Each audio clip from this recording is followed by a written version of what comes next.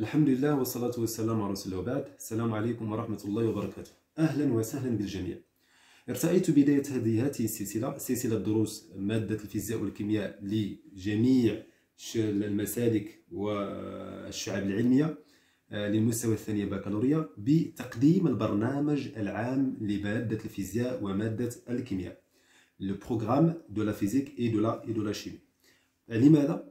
باش أنك أيها التلميذ، أيها الشخص الذي تريد أن تتقدم للبكالوريا الحرة هذه السنة وفي السنوات المقبلة، لكي تعرف ما هي الدروس أو ما هي الأجزاء التي سوف تدرسها، وفي كل جزء ما هي الدروس التي سوف تراها، وفي كل درس ما هي الأشياء التي يجب أن تركز عليها.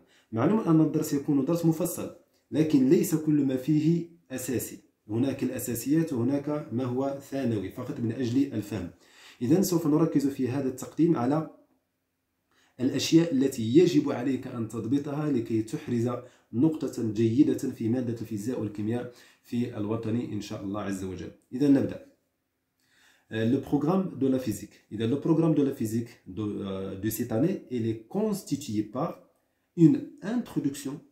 C'est le titre 2, question qui s'oppose aux physiciens. La question qui s'oppose aux physiciens.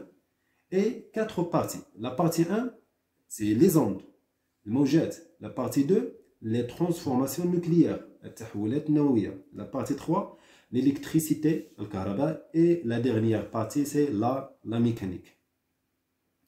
بالنسبة للتقديم introduction اللي هو بكل بساطة les questions qui s'opposent aux physiciens، الأسئلة التي تطرح على الفيزيائي. في هذا الدرس هذا إن شاء الله غادي تشوفوا معايا الاشياء الاتيه. غادي نشوفوا سي كوا لا فيزيك، يعني كنقراو لا فيزيك كوم ماتيير، مي سي كوا لا فيزيك كوم اون سيونس. سي كوا ان فينومين فيزيك، شنو هي الظاهره الفيزيائيه. ليكسبلواتاسيون دو لا فيزيك دو لا في كوتيديان، فين كنشوفوا او فين كنلمسوا لا فيزيك في الحياه اليوميه ديالنا. ثم لو رول دو فيزيسيان، سي كوا ان فيزيسيان وشنو هو لو رول ديالو، شنو هو الدور ديالو. Et c'est quoi la méthode ourique, la méthode ourique ou bien la démarche scientifique ourique. Et finalement, quelles sont les questions qui se posent aux physiciens. شنو هي الأسئلة اللي كتطرح على الفيزيائي.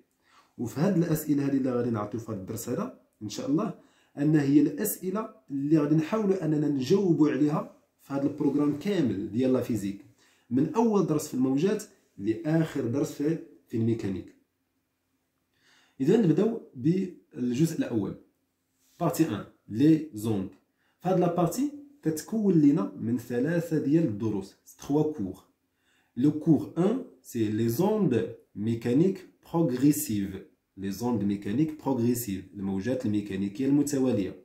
الدرس الثاني لي زوند ميكانيك بروغريسيف بيريوديك، الموجات الميكانيكية المتوالية الدورية. والدرس الثالث propagation d'une onde lumineuse، انتشار موجة ضوئية. إذا الآن تعرفوا على كل درس وعلى الأشياء اللي كيحتوي عليها. بالنسبة للدرس الأول لي زوند ميكانيك بروغريسيف، في هذا الدرس هذا غنتعرفوا على الأشياء الأساسية الآتية. غادي نتعرفوا على سي كوا اون onde mécanique et c'est quoi sa vitesse de propagation et quels sont les types d'ondes mécaniques اللي هما longitudinales et transversales. غنتعرفوا على لي زوند سونور اي ultra sonore، وغنتعرفوا على لا نوسيون دو روتار دو طون اي élongation d'un point par rapport à un autre. إذا باش أنني نبسط عليك أيها التلميذ أيها الطالب، باش أنني نبسط عليك بكل بساطة في هذا الدرس هذا غتعرف على شنو هي الموجة الميكانيكية وشنو هما الأنواع ديالها، وهما جوج، لونجيتودينال اي ترانسفيرسال، طولية ومستعرضة. ثم من بين الموجات اللي غادي ندرسو بزاف اللي هما لي زوند سونور، الموجات الصوتيه، اي ultra sonore، الموجات الفوق صوتيه. ثم كيفاش نعرف نحدد لا فيتاس دو بروباغاسيون دو لوند، كيفاش انا ممكن تكون عندي واحد العلاقه باش انني او نعرف انني نخدمها باش نحسب هاد لا فيتاس هادي. ثم لا نوسيون دو روتار دو طون، التاخر الزمني، شنو هو المقصود بالتاخر الزمني وشنو هي العلاقه اللي ممكن انني نخدمها باش نحسب هذا التاخر الزمني. ثم ليلونغاسيون دان بوان بارابور ا ان اوتر، بمعنى استطاله نقطه بالنسبه لنقطة أخرى. إذا كلشي هادشي غادي نتعرفوا عليه بالتفصيل وراه هادشي بسيط جدا، ماشي شي حاجه اللي صعيبه، ماشي يعني لحد الان غادي يجينا هادشي على انه صعب. لماذا؟ لاننا مازال ما شفناش، اول مره غادي نتعرفوا عليه، ولكن فاش غادي تشوفوه مستقبلا ان شاء الله غادي يكون سهل الفهم.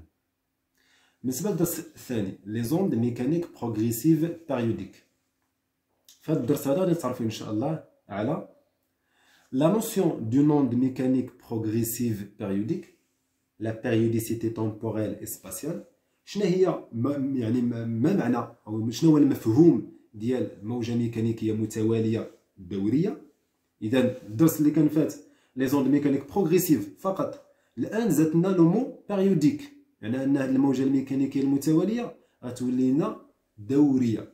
وغادي نتعرفوا على المميزات ديال هذه الموجه الدوريه اللي هي الدوريه الزمانيه لا بيريوديسيتي تومبوريل، والدوريه المكانيه لا بيريوديسيتي سباسيال. ثم غادي نتعرفوا على لي زوند بروغريسيف سينوزويدال، بمعنى من بين لي تيب دي زوند ميكانيك بروغريسيف بيريوديك عندنا اون اون سينوزويدال، بمعنى الموجه الميكانيكيه المتواليه الدوريه الجيبيه.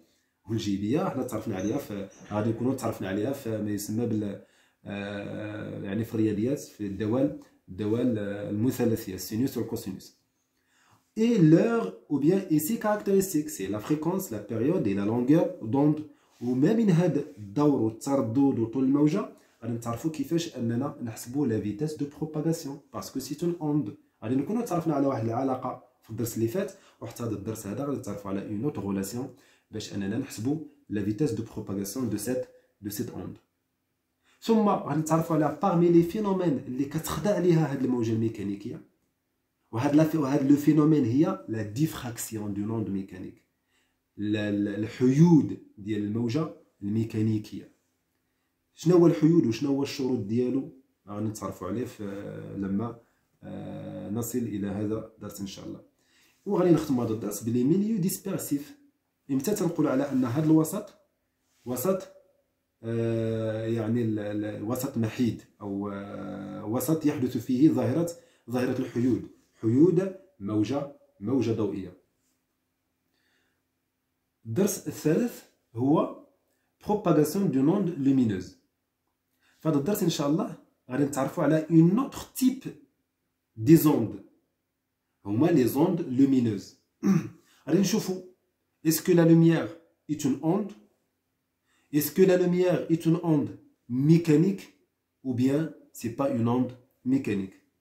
إذا غادي نبداو هذا الدرس بلا ديفراكسيون دون اوند لومينوز مونوكروماتيك. شفنا لا ديفراكسيون في الدرس الثاني، إذا الآن غادي نديرو نفس الظاهرة ولكن على من؟ ماشي على اون اوند ميكانيك، على اون اوند لومينوز. علاش؟ باش نتحققوا من لو موديل اوندولاتوار دو لا لوميير. ثم لا بروباغاسيون دو لا لوميير دون لو فيد، غادي نشوفوا لا فيتاس دو بروباغاسيون مع اننا عارفينها الى غير ذلك. وغادي نشوفوا لا بروباغاسيون دو لا لوميير دون لي ميليو ترونسبارون باش نعرفوا نحدوا لا فيتاس دو بروباغاسيون.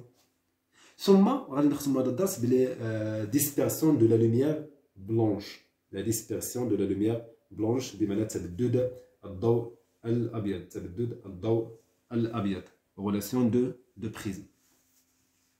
اسمحوا لي الله يرضي عليكم، غادي نرجع لهذا الدرس الثاني ونجي لي ميليو ديسبيرسيف. لو مو ديسبيرسيف سا في دير التبدد وليس الحيود. الحيود هو لا ديفراكسيون، اذا لا ديفراكسيون هو الحيود، ولي ميليو ديسبيرسيف بمعنى الوسط المبدد. امتى غادي نقول على ان هذا الوسط هذا عباره عن وسط مبدد. اذا هذا فيما يخص لا بارتي نيميرو